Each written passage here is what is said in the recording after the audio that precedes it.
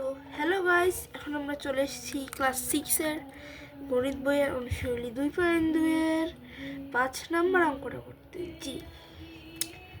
প্রথম প্রশ্নটা পড়তে হবে, একটি স্কুলে শিক্ষার্থীর সংখ্যা 500 জন, এর মধ্যে ছাত্রীর সংখ্যা 40% হলে ওই স্কুলে ছাত্র সংখ্যা নির্ণয় করো।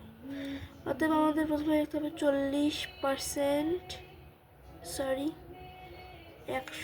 জনে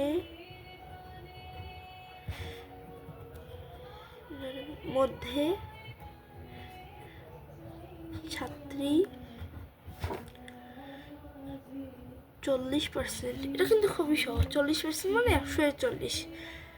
অতএব একজনের মধ্যে ছাত্রী 100 নিচে উপরে 40, 140। অতএব লিখতে হবে আমাদের 500 জনের মধ্যে ছাত্রী, নিচে 100 থাকবে, উপরে 40 গুণন 500, আমাদের এই 0 কাটা 200। এখানে কিন্তু অঙ্ক শেষ নয়, এখানে আমাদের লিখতে হবে মোট শিক্ষার্থী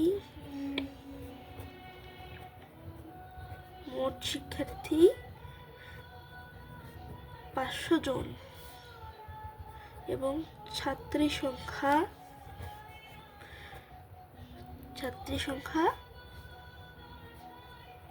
200 জন। এখন আমাদের ছাত্র সংখ্যা নির্ণয় করতে বলা হয়েছে প্রশ্নে, ওই স্কুলের ছাত্র সংখ্যা কত। অতএব ছাত্র সংখ্যা সমান 300 জন। অতএব উত্তর 300 জন ছাত্র। যদিও পাশে একটু ছায়া পড়েছে, তবুও আমি নিজের মতো করে বোঝানোর চেষ্টা করেছি। সবাইকে ধন্যবাদ। আসসালামু আলাইকুম। দেখা হবে নেক্সট ভিডিওতে।